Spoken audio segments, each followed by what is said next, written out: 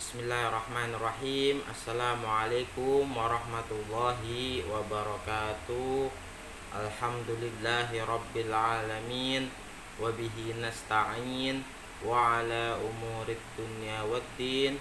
Wassalatu wassalam ala sayyidina Muhammadin wa ala alihi wa sahbihi ajma'in. Amma ba'd. Adik-adik sekalian, insya Allah sekarang kita akan melanjutkan pelajaran akhlak dari kitab Ta'limul Muta'allim kalangan Asy-Syaikh Az-Zarnuji. Sekarang kita sudah sampai ke pasal yang ke-10, yaitu fil istifadah, tentang mengambil pelajaran atau mengambil faedah. Kita mulai saja. Dan siogianya atau seharusnya seorang penuntut ilmu selalu mencari tambahan ilmu di setiap waktu, sehingga ia bisa meraih keutamaan ilmu. Adapun cara mencari tambahan ilmu yaitu agar selalu membawa tinta atau pena atau pulpen atau pensil di setiap waktu, sehingga ia dapat menulis apa saja yang ia dengar dari berbagai faedah ilmu. Jadi kemana aja diusahakan bawa pulpen. Contohnya jamaah, nanti sekali-kali kiai sedang mengasihkan tausiah atau mengasihkan pelajaran. Jadi ketika sudah ada pulpen, bisa ditulis di kertas kosong atau bisa ditulis di tangan, nanti disalin. Inilah pentingnya pulpen dibawa di mana saja. Karena apa? Karena kita bisa mencatat faedah-faedah yang tidak kita temukan di buku. Bahkan kalau misalkan faedah itu dari anak kecil, pasti ada faedahnya. Apalagi dari seorang kiai, itu sangat penting. Apalagi dari kunjungan seorang ulama besar ke pondok misalnya, diusahakan selalu bawa pulpen. Dikatakan barang siapa yang menghafal maka hafalannya akan hilang, dan barang siapa yang menulis sesuatu maka tulisannya akan tetap ada. Paham ya? Hafalan itu mungkin akan hilang suatu hari nanti, tetapi tulisan itu akan terus ada, bahkan sampai anak cucu kita ada. Makanya dianjurkan untuk memiliki tulisan yang rapih, nggak perlu bagus. Sehingga apa? Sehingga nanti ketika kita sudah besar mau murojaah atau untuk memberi pelajaran kepada cucu kita, tulisan itu masih ada. Karena hafalan bisa hilang, sedangkan tulisan tidak bisa hilang selagi dijaga dengan baik. Makanya kalau ada adik punya kitab, kitabnya dijaga, jangan ditelantarkan. Di akhlak juga dianjurkan untuk apa? Merawat kitab. Ada kitab dikasih orang, ada kitab dikasih kiai, dijaga kitabnya, jangan sampai ditelantarkan. Karena kitab itu adalah ilmu, dan ilmu itu tempatnya di derajat yang paling tinggi. Paham ya? Sehingga apa? Ketika nanti ada suatu pelajaran, itu dikasih pinggir-pinggirnya itu catatan, tambahan dari ustadz ini, tambahannya ini, keterangannya seperti ini, itu dicatat di pinggir-pinggir kitab. Dan dikatakan ilmu adalah apa yang diambil dari mulutnya orang-orang pandai yang banyak ilmunya, karena mereka senantiasa menjaga atau menghafal paling bagusnya ilmu yang dia dengar. Yang diucapkan oleh para kiai itu adalah pelajaran yang didengar oleh guru-gurunya kiai tersebut, bukan dari sembarang orang yang diucapkan kiai. Itu sebab akibat kiai itu mendapatkan ilmu kemarin-kemarin ketika belajar diberikan kepada adik-adik sekalian. Makanya harus dicatat.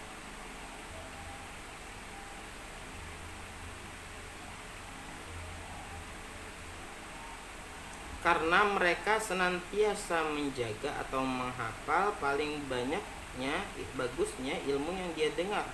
Dan dia mengatakan paling baiknya ilmu adalah yang dia telah hafal atau dia telah jaga dengan tulisannya tersebut.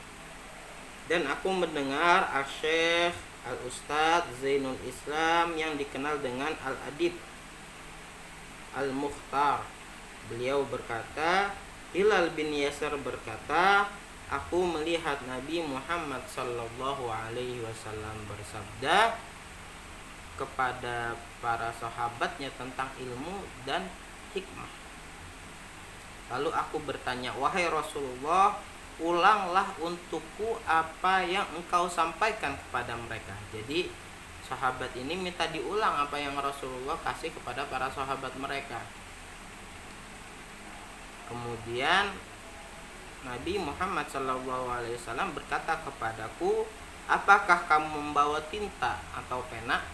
Aku menjawab, aku tidak membawa tinta. Lalu Nabi Muhammad SAW bersabda, hai Hilal, jangan kamu berpisah dari tinta atau pena, karena kebaikan berada di dalamnya dan di dalam diri orang yang membawanya sampai hari kiamat.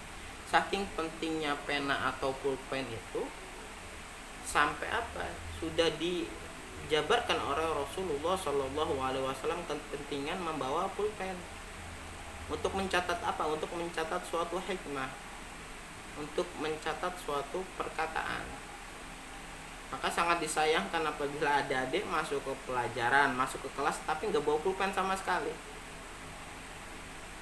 Bahkan di hari-hari biasa ketika tidak belajar itu sangat dianjurkan bawa pulpen, apalagi ketika kewajiban belajar. Ketika adik-adik tidak membawa pulpen, berarti adik-adik ini apa? Tidak antusias untuk mencatat suatu pelajaran, tidak antusias untuk mendapatkan ilmu. Ini sangat disayangkan. Padahal apa? Padahal kesempatannya sudah ada di depan mata, adik-adik sudah bisa belajar, sudah ada ustadz yang mengajarkan. Berapa banyak orang-orang yang di luar sana yang tidak mempunyai guru, tidak mempunyai ustadz, sehingga tidak bisa belajar, sehingga tidak mempunyai wawasan tentang ilmu agama. Adik-adik termasuk orang-orang yang sangat beruntung. Jadi apa? Harus disyukuri. Dengan apa? Dengan masuk ke kelas, dengan mencetarkan tugas. Mungkin kalau misalkan ada di pondok itu gampang, tapi ketika PJJ di sini apa? Susah. Harus bersyukur adik-adik itu sebenarnya. Dan Sodrul Syahid Husamuddin berwasiat kepada anaknya Samsuddin agar menghafal setiap harinya sedikit saja dari ilmu dan hikmah. Jadi setiap hari harus ada yang dihafal, baik itu dari ilmu atau dari hikmah. Hikmah itu apa? Bisa dikatakan petuah-petuah umum, petuah-petuah bijak. Itu juga bisa dikatakan hikmah atau suatu pelajaran. Karena sesungguhnya memang sedikit yang didapat, tetapi dalam waktu yang dekat akan menjadi banyak. Ketika kita tulis hikmah yang ada dari kiai, sedikit demi sedikit, ketika kita lulus dari pondok Baitul Quran, apa? Kita akan mendapati catatan kita itu penuh dengan petuah-petuah kiai, dan kita bisa terapkan di kehidupan kita. Insya Allah berkah. Paham ya? Isom bin Yusuf membeli pena dengan harga 1 dinar untuk menulis apa yang dia dengar langsung. Umur ini terbatas, sedangkan ilmu itu tidak ada batasnya. Umur manusia itu terbatas. Umur umatnya Nabi Muhammad standarnya berapa? 63 tahun, 60-an tahun umurnya umat Nabi Muhammad. Itu terbatas. Tapi ilmu, bahkan kalau misalkan kamu itu mencari ilmu dari ketika lahir sampai kamu meninggal, ilmu itu nggak akan kamu kuasai semua. Saking banyaknya ilmu. Ilmu itu bagaikan lautan. Ilmu Allah itu bagaikan lautan. Sedangkan ilmu yang kamu dapat itu hanya setetes dari lautan tersebut. Perbandingannya berapa? Tidak terhingga, gak bisa dihitung ilmu Allah itu.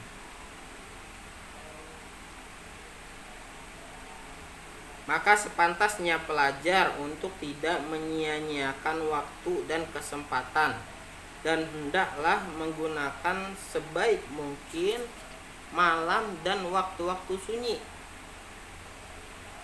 Karena itu yang kemarin kita pelajari, waktu malam itu termasuk salah satu waktu yang bisa mempercepat hafalan, bisa memudahkan orang dalam belajar. Diriwayatkan dari Yahya bin Mu'az Ar-Razi, malam itu panjang, maka jangan diperpendek dengan tidurmu. Siang itu terang, maka jangan kamu kotori dengan dosa-dosamu.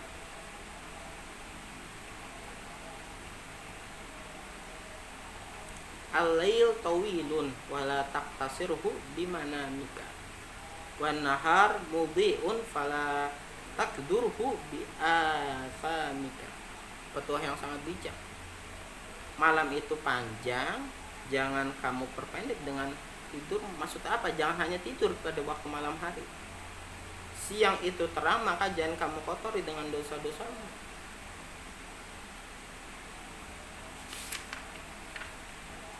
Kemudian sebaiknya bagi para penuntut ilmu selalu berguru pada para guru atau para ustadz dan mengambil ilmu dari mereka. Karena apa? Karena tidaklah setiap apa yang telah hilang akan didapatkan lagi. Adik-adik punya kesempatan untuk belajar di PJJ ini dengan normal, tetapi adik-adik tidak mengikutinya. Adik-adik akan kehilangan kesempatan tersebut. Apa yang ilmu yang didapat sekarang adik-adik tidak dapat, padahal yang lain teman-temannya dapat. Itu sangat disayangkan. Sebagaimana dikatakan oleh guru kita Syekhul Islam dalam kitabnya Masyikhah, berapa banyak guru-guru besar dalam ilmunya dan keutamaannya yang telah kujumpai, tapi aku tidak mengambil hal yang baik darinya. Aku berkata pada apa yang telah luput atau hilang tersebut, seraya mengutarakan sebuah syair, lahfan ala fauti talaqi lahfan ma kullu ma fatah wa yafna yulfa. Sayang seribu sayang atas hilangnya kesempatan dalam sebuah pertemuan. Tidaklah sesuatu yang telah hilang atau lepas dan sirna itu bisa didapat kembali. Ada yang kemarin-kemarin tidak ikut pelajaran, apakah bisa didapat kembali keterangan dari ustadznya, baik itu pelajaran apapun? Tidak bisa.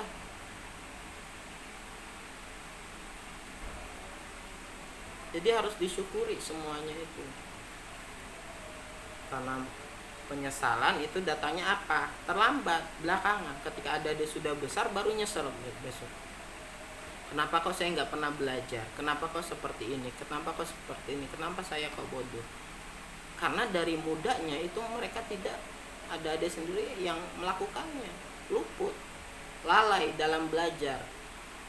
Padahal sudah dikasih kemudahan. Paham ya?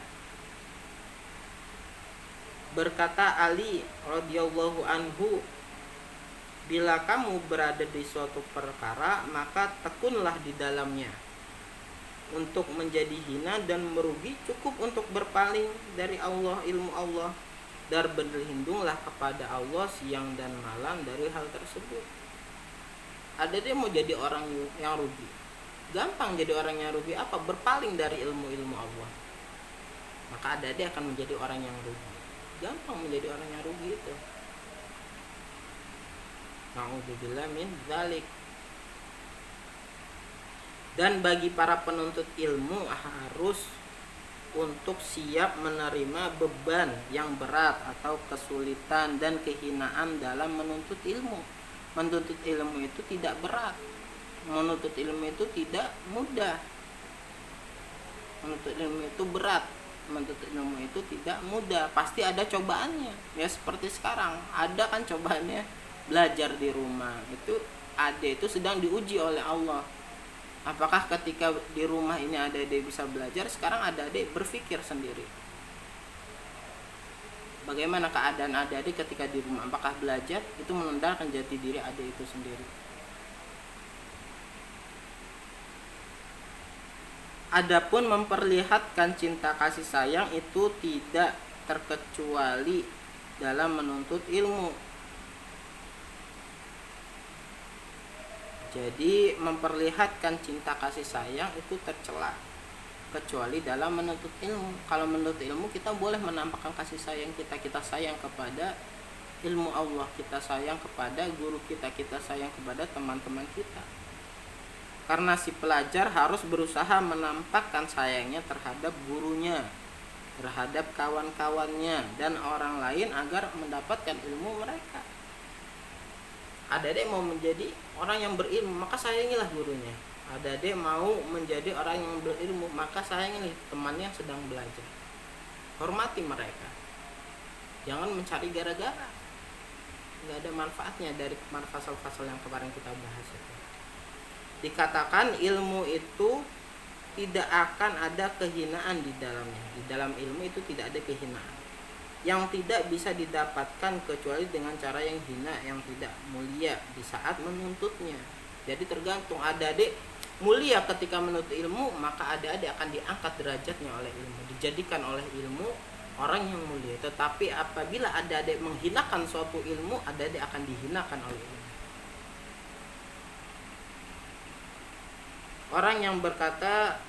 Ada orang yang berkata, ara laka nafsan tashtahi an tu'izzaha falastatana lal izzah hatta tudhillah.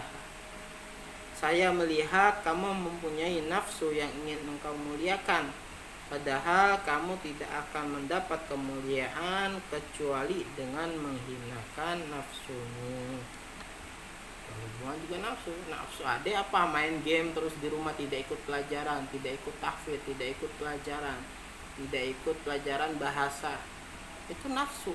Adik telah dikuasai nafsu yang menjadikan adik ini bukan orang yang mulia, bahkan menjadi orang yang hina.